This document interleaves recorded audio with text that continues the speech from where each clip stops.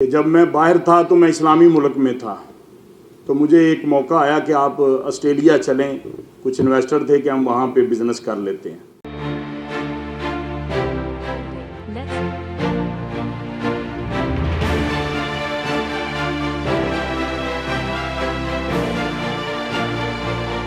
مکبر college, glorify your future۔ تو چونکہ مسلم ملک میں کفیل سسٹم بھی ہوتا ہے، تو میرا چونکہ پارٹنرشپ تھا ان کے ساتھ، تو میں نے ان کے ساتھ مشاورت کی، رات کو گیا، میں نے کہا یہ مجھے اپرچونٹی مل رہی ہے، آپ کیا رائے دیتے ہیں؟ تو انہوں نے مجھے ایک لفظ عربی میں کہا، تو جب اس کی بات مجھے سمجھ آئی تو میں نے ارادہ ترک کر دیا۔ آج الحمدللہ میں گجرات میں جو پاٹری انڈسٹری ہے اس کی ٹاپ 10 انڈسٹری میں شامل ہوں۔ اس وقت میرے 3 یونٹ ہیں، میرے بھائی 2 چلا رہے ہیں، اور میری ہی زندگی سے یہ انڈسٹری کا آغاز ہوا ہے، تو مجھے وراثت میں یہ انڈسٹری نہیں ملی۔ تو میں یہ بتا رہا ہوں کہ ہمیں صرف اپنے کردار کو سوچنا چاہیے۔ کافی جگہ پہ میں نے بھی اپنا جو رول کردار ہے وہ انڈسٹری اسٹیٹ کے 2 کے حوالے سے بہت کیا ہے۔ جب یہ 37 سال بعد دوبارہ شروع ہوا تو میاں جاز، تو اس وقت میں چیمبر میں ایگزیکٹو ممبر تھا، ٹانڈا صاحب سینئر نائب صدر تھے۔ ہم نے بہت ساری کوششیں کی، یہاں پہ انڈسٹری مائنڈ بنائیں، زرعی کلچر بنائیں، زرعی ایجوکیشن دلائیں، کون سی چیزیں ہم بنائیں، کون سی چیزیں ہم پیداوار کے لیے لگائیں جو ہماری عوام کے لیے ایکسپورٹ کا ذریعہ بن سکے۔ ہم کیوں جا کے غلاموں کی طرح لوگوں کے ملکوں میں کام کریں؟ ہمارے اپنے ملک میں بڑا پوٹینشل ہے۔ میں ایگزامپل ہوں کہ میں نے 2006 سے انڈسٹری سٹارٹ کی ہے۔ میں ایک سجیشن دیتا ہوں، یہ جو ہماری مدر باڈیز ہیں، چیمبر ہیں، دونوں چیمبر، ان کو مل کے بیٹھنا چاہیے، ایک الائنس کرنا چاہیے آپس میں۔ میں سمجھتا ہوں پبلک پرائیویٹ پارٹنرشپ کے تحت انڈسٹری لگانی چاہیے، انڈسٹری اسٹیٹ 2 بنانی چاہیے۔ 20 سال سے اس کے لیے کوشش کی جا رہی ہے۔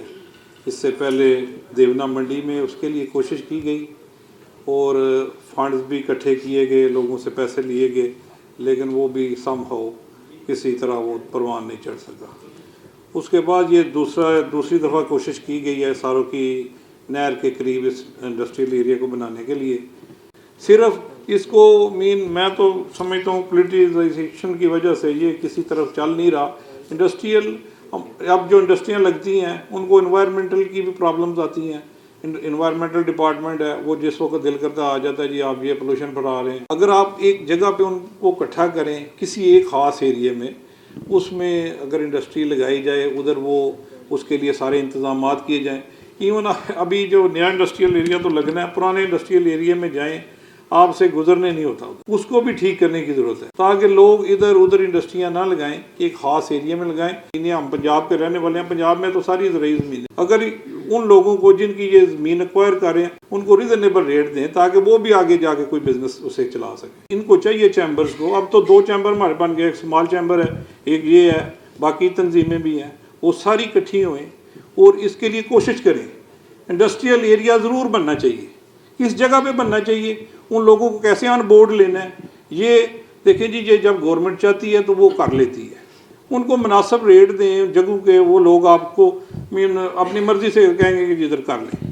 میاں جاز صاحب کے ٹائم پہ یہ سفر اس کا آغاز ہوا تھا، انہوں نے اس پہ کام شروع کیا، پھر شیخ ابرار صاحب نے اس پہ آ کے بڑا کام کیا، اور مجھے جو تھوڑا سا میرے نالج میں ہے، اس وقت سرگودا روڈ پہ ایک جگہ گورنمنٹ کی تھی، جو 90 ایکڑ جگہ گورنمنٹ کی، جو مختلف لوگوں کو 5-5 6-6 ایکڑ لیز پہ دی گئی ہے۔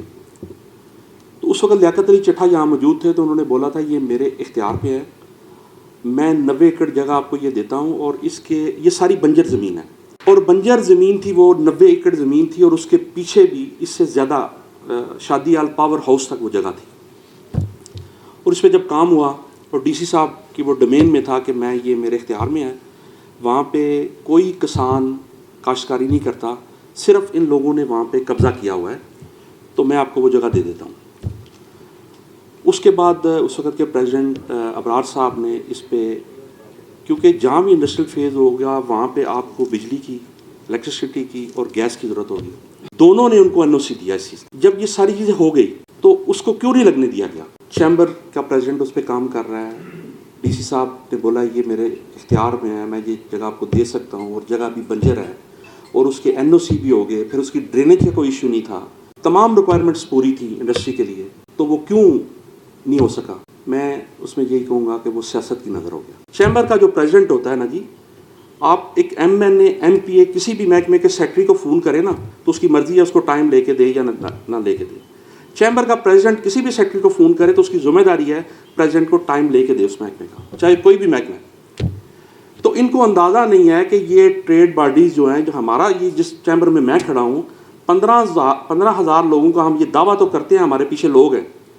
अगर आपके पीछे 15,000 लोग हों तो मैं नहीं समझता कि 6 माह भी लगे आपको इंडस्ट्री फेज 2 बनाने में। आप उनको इस्तेमाल तो करना जाने पहले।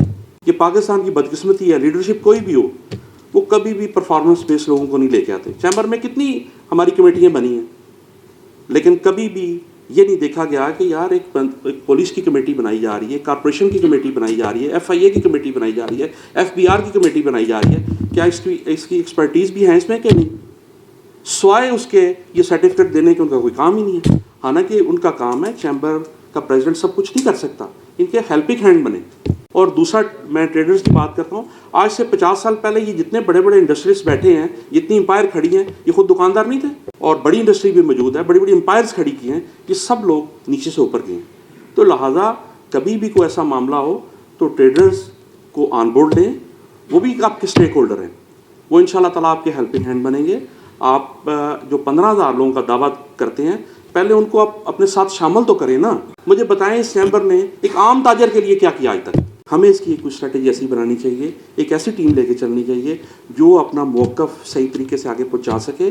कोई भी MNA आए, कोई भी मिनिस्टर हो, कोई भी गवर्नमेंट में हो, हमारा मसला हल होना चाहिए। जब हम ताजर होते हैं हमारे लिए कोई पार्टी नहीं है। एक अच्छी टीम लेके आगे चलें, इंशाल्लाह ताला इसमें हमें कामयाबी मिलेगी। मेरी राइस मिल है, चूँकि मैं बिज़नेस से भी हूँ और मैं 25 एकड़ ज़मीन, ज़री ज़मीन का मालिक। इंडस्ट्री बननी चाहिए स्टेट, लेकिन इस तरह बननी चाहिए कि ज़मींदार की भी कम से कम कोई दाद रसी हो। कुछ इस तरह का लाएअमल बने इस पर कि या मुझे इसका अच्छे तरीके से मुआवजा कोई हैंडसम मिले या इसका अल्टरनेट ज़मीन मिले। दूसरा, मैं जस्ट एक राय दूंगा, और ये इंडस्ट्री जो 20 सालों में कम से कम डेवलप होगी ना, इससे पहले इस ये टोटली एरिया आबादी का हो जाएगा। कम से कम इतनी दूर इंडस्ट्री सिटी से होनी चाहिए कि अगर इंडस्ट्री डेवलप होने से पहले उधर आबादी ना पहुंच गई हो, लेकिन ये बननी ज़रूर चाहिए। एक अहम मसले का हल मिलजुल के निकालना चाहिए और अपनी इंतज़ामिया के साथ, मुशावरत के साथ इनकी हेल्प करके इंडस्ट्री एरिया के मसले को हल होना चाहिए। लोकेशन की जो बात है वो तो ज़ाहिर है उधर ही होनी चाहिए जो थोड़ी गुजरात से दूर भी हो और अप्रोच भी हो, जैसा कि मोटरवे मार रही है। ज़मीनों की जो बात है बंजर और ज़री की, जो ज़री ज़मीन है उसकी 2-3 किस्म होती हैं। कुछ ज़मीनें ऐसी हैं जिनमें साल में सिर्फ एक फसल होती है, कुछ ज़मीनें ऐसी हैं जिनमें साल में 2 फसल होती हैं, कुछ ज़मीनें ऐसी हैं जिनके नीचे ज़मीन में पानी बहुत गहरा होता है और किसान को पानी बहुत कम मिलता है। इन चीज़ों को मद्देनज़र रख के इंतज़ामिया को ज़मीन की सिलेक्शन करनी चाहिए। ज़री ज़मीन जो है वो हमारा एक बहुत बड़ा सरमाया है। ਜਿਹੜਾ ਤਾਜਰਾਂ ਦਾ ਹੈ, ਜਿਹੜਾ ਸਨਅਤਕਾਰਾਂ ਦਾ ਹੈ, ਸਾਡਾ ਵੀ ਉਹੀ ਮੁਤਾਲਬਾ ਹੈ ਕਿ ਇਹਨਾਂ ਨੂੰ ਸੰਤੀ ਏਰੀਆ ਬਣਾ ਕੇ ਦਿੱਤਾ ਜਾਏ, ਲੇਕਿਨ ਇਹਨਾਂ ਬਣਾਉਣਾ ਕੋਈ ਨਹੀਂ। ਸਾਡੀ ਚੂੰਕਿ ਜ਼ਰੀ ਜ਼ਮੀਨ ਹੈ, ਸਾਡੇ 6 ਪਿੰਡ ਜਿਹੜੇ ਨੇ ਭਿੰਬਰ ਨਾਲਿਆਂ ਦੇ ਉੱਤੇ ਨੇ, ਜਿਹੜੀਆਂ ਸਾਡੀਆਂ ਜ਼ਰੀ ਜ਼ਮੀਨਾਂ ਨੇ ਉਹ ਤੇ ਜ਼ਰੀ ਨੇ ਨਾ, ਅਸੀਂ ਖੁਦਾ ਦੀ ਕਸਮ ਹੈ ਬੰਜਰ ਤੇ ਵੀ ਨਹੀਂ ਕਬਜ਼ਾ ਕਰਨ ਦਿੰਦੇ ਆ। ਅਦਾਲਤਾਂ ਦੇ ਆਰਡਰ ਨੇ ਕਿ ਕੋਈ ਜ਼ਰੀ ਜ਼ਮੀਨ ਤੇ ਨਹੀਂ ਬਣੇਗਾ। ਮੋਟਰਵੇ ਦੇ ਨੇੜੇ ਹੋਵੇ, ਮੋਟਰਵੇ ਦੇ ਨੇੜੇ ਤੇ ਫਿਰ ਸਭ ਤੋਂ ਜ਼ਿਆਦਾ ਪੱਬੀ ਹੈ ਨਾ, ਮੋਟਰਵੇ ਵੀ ਉੱਥੇ, GT ਰੋਡ ਵੀ ਉੱਥੇ ਵੇ, ਤੇ ਹੈ ਵੀ ਜ਼ਮੀਨ ਵੀ ਗਵਰਨਮੈਂਟ ਦੀ ਹੈ ਫਰੀ। ਜੇ ਮੋਟਰਵੇ ਜਿਸਲੇ ਗੁਜਰਾਤ ਵਿੱਚ ਆਉਂਦੀ ਹੈ ਉੱਥੇ ਬਣਾਣੀ ਜੇ, ਉੱਥੇ 6, 7, 8, 9 ਪਿੰਡ ਬੇਚਰਾਗ ਨੇ ਜਿਨ੍ਹਾਂ ਦੇ ਨੰਬਰਦਾਰ ਕੋਈ ਨਹੀਂ, ਜਿਨ੍ਹਾਂ ਦੀ ਕੋਈ ਸ਼ੈ ਕੋਈ ਨਹੀਂ, ਜ਼ਮੀਨ ਹੈ ਵੇ, ਉਹ ਬੰਦੇ ਸਾਰੇ ਸ਼ਿਫਟ ਹੋ ਕੇ ਲਈਏ ਟੁਰ ਗਏ ਨੇ, ਬਾਵਲ ਨਗਰ, ਬਾਵਲਪੁਰ, ਬੇਚਰਾਗ ਪਿੰਡ ਨੇ। ਉੱਥੇ ਅਗਰ ਤੁਹਾਨੂੰ ਖਰੀਦਣੀ ਵੀ ਪਵੇ ਤੇ ਸਸਤੀ ਲੱਭ ਜਾਏਗੀ। ਹਕੂਮਤ ਵਾਲਿਆਂ ਨੂੰ ਆਖੋ ਵਾ ਜਿੱਥੇ ਕਿਰੇ ਬੰਜਰ ਰਕਬਾ ਹੈ ਨਾ ਉੱਥੇ ਬਣਾਓ,